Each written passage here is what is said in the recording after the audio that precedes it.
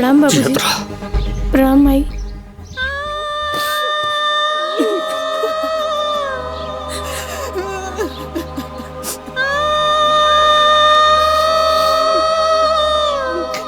चलिए बाबूजी, चलिए माई।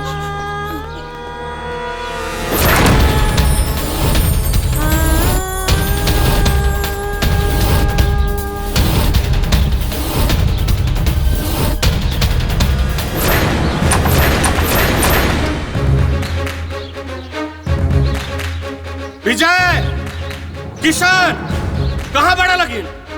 बाहर आओ लगी। ए गाँव वाला लोग, ए सुरिंदर, ए मदन, ए आवा लगी है। ए झगरू, ए संजय, ए मजरू, ए घनश्याम, ए रामश्रय, ए बच्चाराम, काहे चिल्लात लगी है। अरे काहे चिल्लात बड़ा? कुछ बताइबा? तू पूछा तारा का भइल? हां अब का हो गई? तू पूछा तारा के का भइल? अरे कब जाने के कोशिश कैला कि का भइल? कोशिश करता तब न पता चली। हाँ? जीवन भर खटनी करके तोहनी के पलनी पोसनी, हाँ? अपना खून के पसीना के तरफ बहा दनी ताकि तोहनी के कबो कुछ के कमी ना होके। हाँ? ओ दिन गरीबी में एगो सब्जी किने के पैसा ना रहे, वह सब्जी ई बुढ़ियो बना के अपन दोनों औलाद संग के खिया दे कि हमने के लइकन के पेट भूख से नाक तोड़ पे भरल रहे हमेशा। खुदा नून पानी और रोटी आधा पेट खा के हमरा खिया के सूत जा। कब एहसास भइले का हुआ अपन बूढ़ माई अपना बाप के एक एक रोटी खातिर तरसा दल लगी। जौन माई बाप तोहनी का अंगुरी पकड़ के चलन सिखौलस, बुढ़ौती में ओकरे हाथ छोड़ दो। दिन रात मेहनत करके अपना लइकन के पढ़ावनी लिखौनी कि भविष्य ओकनी के उज्जवल होगी। कबो हमनी के लइकन के दुख ना भोगे के पड़े, कबो रुपया पैसा के कमी ना होके उहे माई बाप के एक एक पैसा खातिर तरसा दल लगी। ई बीमार पड़ रहली, इनका के डॉक्टर कहले कि दूध पियावा, इनका के कमजोरी हो गइल बा, लेकिन ये उहे थोड़ा उठावना दूध अपन लइकन के पिया दे। हमरा के ई बुढ़ियो झूठ बोलस कि हम दूध पी के सूत गइल बानी।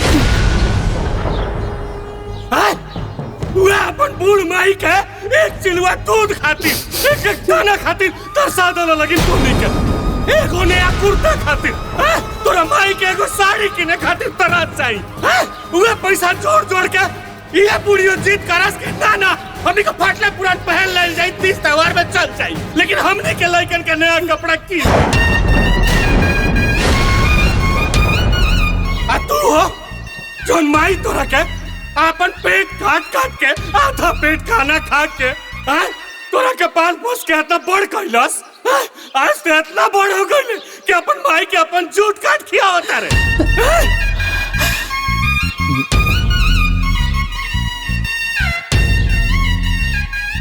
लेकिन अब हम ना सहे, बहुत बर्दाश्त कर लानी हम। तोहनी के का अलगा कर बसन हमनी के, हम तोहनी के जीवन भर खातिर अपना से अलगा करते। ये हमार संपत्ति है, एकरा के जब तक हम हमार बूढ़ी जी लो एकरा के हमनी के भोगे जा, केहू के को फुट्टी कौड़ी ना मिले। जे हमनी के सेवा करी ओकरा के हम अपन घर दुआर कुल संपत्ति दे, न तो किन्हू के एको फुटी कौड़ी ना मिली।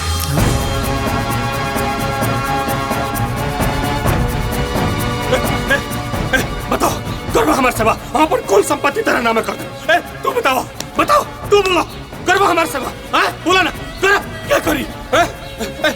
तू बताओ करवा हमारे सेवा, ये सारा संपत्ति तेरा नाम में लिख दे। बिहाने रजिस्ट्री कराओ तनी। तू बोला तू करवा हमार सेवा, सब कुल जमीन जायदाद तोनी के नामे लिख दे। बोला करवा सेवा हमार। ए काका, हम करब तोहार सेवा। हमार बाप के छोट भाई हवा, हमार काका हवा। जैसे हम अपने माई बाप के सेवा करी तो इसे तोहार सेवा करब। तू परेशान जिन हो, हम बाटी ना, तू परेशान जिन हो। शांत हो जा काका, शांत हो जा। तो ठीक बा, सब जाने कान खोल के सुन लो लगे। तू करा तू करा तू करा चाहे केहू करे, जे हमनी के सेवा करी ओकरे नामे हम अपन घर द्वार लिख दे। बाबूजी बाबूजी बाबूजी बाबूजी हमके माफ करता, हमसे बहुत बड़ी गलती हो गई, दोबारा ना हो। हम तुम्हारी सेवा कर बाबूजी।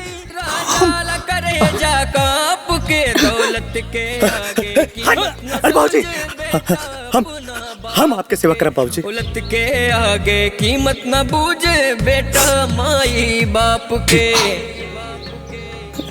केहू करे सेवा, लेकिन जे हमार बूढ़ी के सबसे अच्छे से सेवा करी, देखभाल करी, मरे से पहले हमनी के ओकरे नामे अपन संपत्ति लिख के जाए। काका एक बात के शंका कि रउआ के मरे के बाद कानून के हिसाब से सारी प्रॉपर्टी जायदाद ई लइका लोग के हो जाई। बिल्कुल ना, ये कुल संपत्ति हमनी दोनों बैकअप के, जेकरा की इच्छा करी मरे से पहले ओकरा नामे करके जाए जा, जे हमनी के सेवा।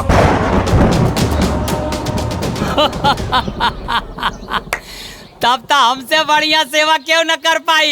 ए भैया गाँव वाले जा जा जा जा जा जा अब अपने घरे जा, जा भीड़ मत लगाओ, जा जा जा जा जा जा जाई सब लोग भैया।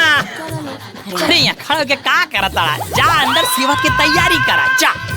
अरे यहाँ खड़े खड़े काम होता का, जा सेवा की तैयारी जा।